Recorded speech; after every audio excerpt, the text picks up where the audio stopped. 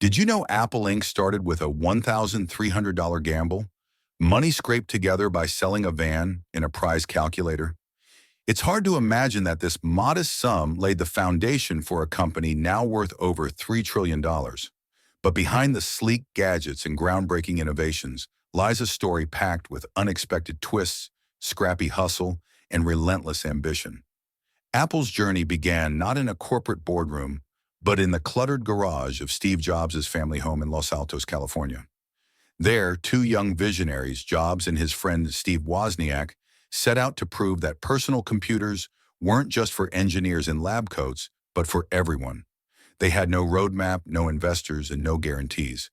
What they did have was an unshakable belief in their mission to make technology accessible to the masses. But what inspired these two to take such a bold leap? Their journey didn't start with computers. It started with a homemade blue box, a cheeky device they created to make free long-distance phone calls. This early experiment didn't just showcase their technical skills, but hinted at the disruptive spirit that would define Apple's future. How did this garage operation turn into a billion-dollar enterprise? In this video, we'll pull back the curtain on the struggles, triumphs, and untold stories of Apple's early days. From selling their most prized possessions to fund their dream to convincing skeptical investors to bet on their vision, Apple's origin story is a testament to dreaming big when the odds are stacked against you. The story of Apple begins in the early 1970s with two young dreamers, Steve Jobs and Steve Wozniak, whose shared passion for technology and fascination with counterculture forged a lifelong bond.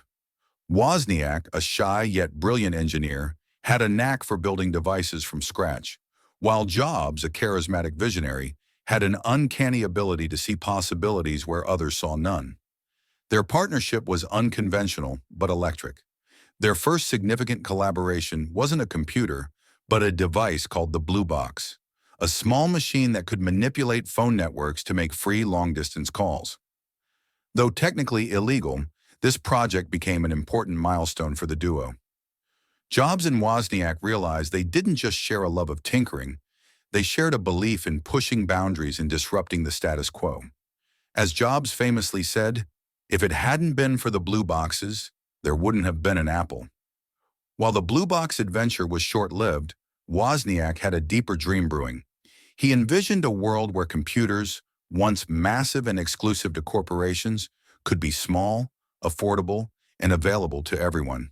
His tinkering led to the creation of the prototype for the Apple I in 1975, a computer that could fit on a desk and be operated by hobbyists and everyday users alike. Jobs immediately recognized its potential. Unlike Wozniak, who was content to share his designs with fellow enthusiasts at the Homebrew Computer Club, Jobs saw the Apple I as a gateway to a revolution. He convinced Wozniak that they could transform the technology landscape by building and selling personal computers. Jobs' pitch wasn't just about creating a product, it was about creating a movement. The challenges were immense. They had no financial backing, no team, and no infrastructure. But what they did have was unrelenting belief in their idea. Jobs and Wozniak scraped together $1,300, selling Jobs' Volkswagen van and Wozniak's HP calculator to build their first batch of computers. In those humble beginnings, the idea of Apple was born. More than a company, it became a shared dream of changing the way the world used technology. Their partnership, fueled by Wozniak's technical genius and Jobs' visionary zeal, laid the foundation for what would become one of the most transformative companies in history. When people think of Apple's origins, the image of a suburban garage often comes to mind. But that garage wasn't just a sentimental starting point. It was the lifeblood of Apple in its earliest days. In 1976, Steve Jobs and Steve Wozniak officially founded Apple Computer Inc., and their makeshift headquarters became a place where dreams clashed with reality. It wasn't glamorous, but it was where they laid the foundation for something extraordinary. Their first product, the Apple I, was groundbreaking, not because it was flashy, but because it was accessible. Unlike the massive industrial computers of the time, the Apple I was a personal computer designed for everyday people. It came as a circuit board without a case, monitor, or keyboard, but it was something enthusiasts could build, own, and actually use. Jobs was relentless in finding a market for their creation. He pitched the Apple Watch to local computer stores and tech enthusiasts, hoping to make his first sale. The turning point came when Paul Terrell, owner of a pioneering computer shop called the Byte Shop, placed an order for 50 units at $500 each. This wasn't just a purchase, it was a challenge. Terrell didn't want kits, he wanted fully assembled, ready-to-use computers. Meeting this order wasn't easy. Jobs and Wozniak had limited resources, and assembling the units was a monumental task. They begged suppliers for parts on credit, working day and night to complete the order.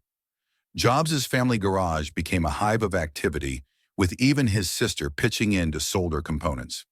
Against all odds, they delivered the order, securing a $25,000 payday, a financial lifeline for the fledgling company. That first sale wasn't just a monetary success, it was proof that their vision was viable. The Apple I became a hit among hobbyists and engineers, earning the attention of Mike Markkula, a savvy investor and marketer. Markkula brought both capital and expertise, helping Apple transition from a scrappy garage operation into a company ready to compete on a global stage. The garage phase was chaotic and exhausting, but it set the tone for Apple's culture of perseverance and innovation. Every setback became a stepping stone, every late night a testament to their commitment. More than just a location, the garage embodied Apple's early spirit, scrappy, daring, and undeterred by obstacles. Apple wasn't just assembling computers in that garage. They were assembling a vision of the future, one that would soon change the world.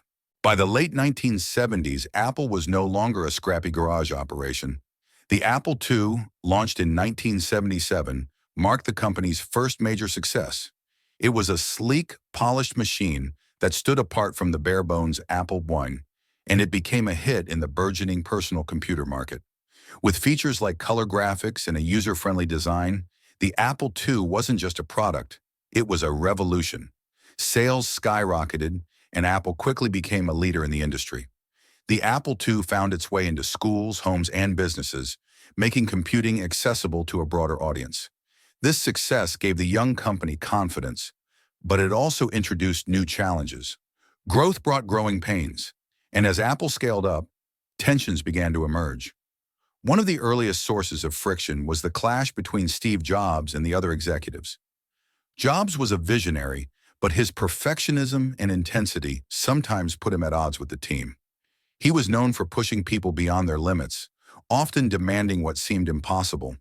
While this drive helped Apple innovate, it also created a high-pressure environment that not everyone could endure.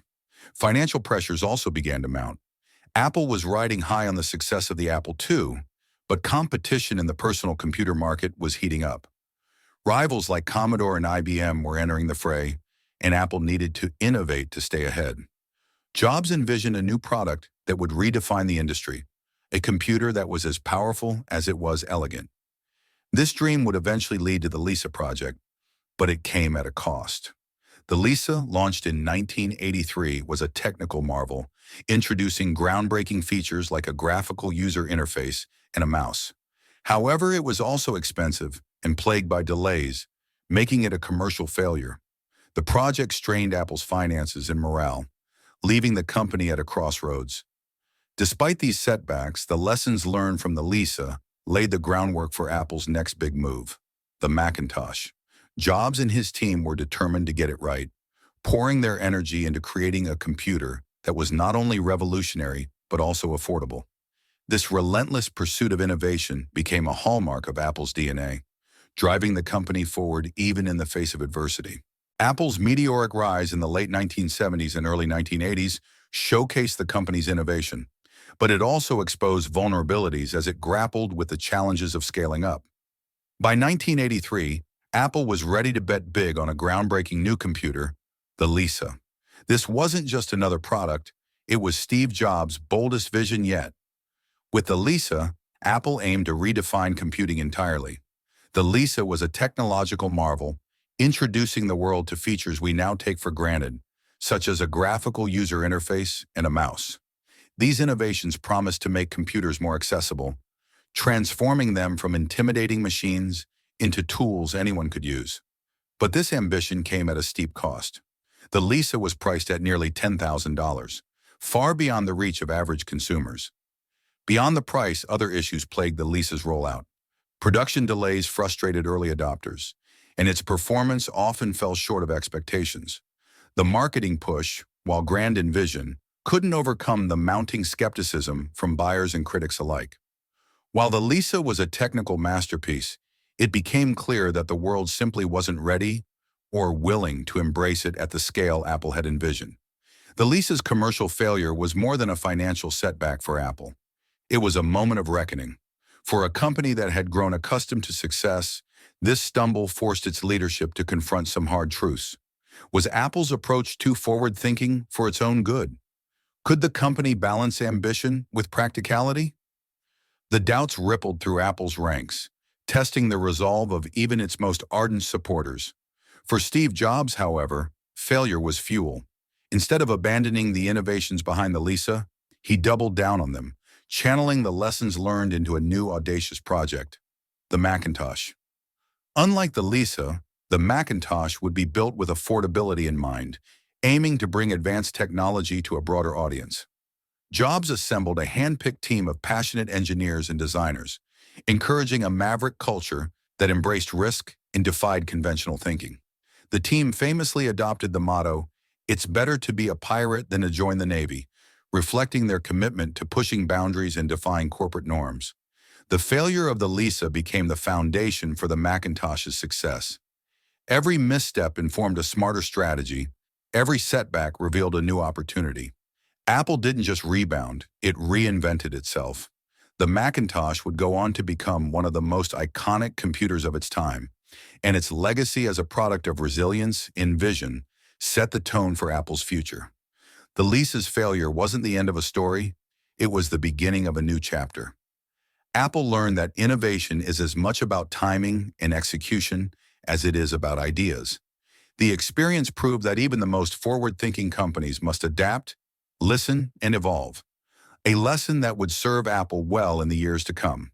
Apple's journey from a scrappy garage startup to a tech juggernaut is a story of vision, resilience, and relentless innovation. The early days of Steve Jobs and Steve Wozniak soldering circuits and selling their belongings to fund their dream were just the beginning. From the bold introduction of the Apple to the triumph of the Apple II and the humbling lessons of the Lisa, Apple's story proves that greatness isn't achieved without setbacks. Every failure taught a lesson, and every success reinforced a belief. Technology could be more than a tool. It could be a transformative force. The Macintosh, born from the ashes of the Lisa, marked the dawn of an era where Apple wasn't just creating products, it was creating culture. Apple's early history serves as a testament to the power of daring ideas and the perseverance to see them through. It's a reminder that no path to innovation is straight, and sometimes the greatest breakthroughs emerge from the toughest challenges. So whether you're an entrepreneur chasing your first big idea or simply someone who admires stories of perseverance, Apple's journey offers inspiration. Think big, learn from failure. And as Steve Jobs would later say, stay hungry, stay foolish. If you found this story inspiring, don't forget to like this video, share it with fellow dreamers, and subscribe for more stories of innovation and ambition.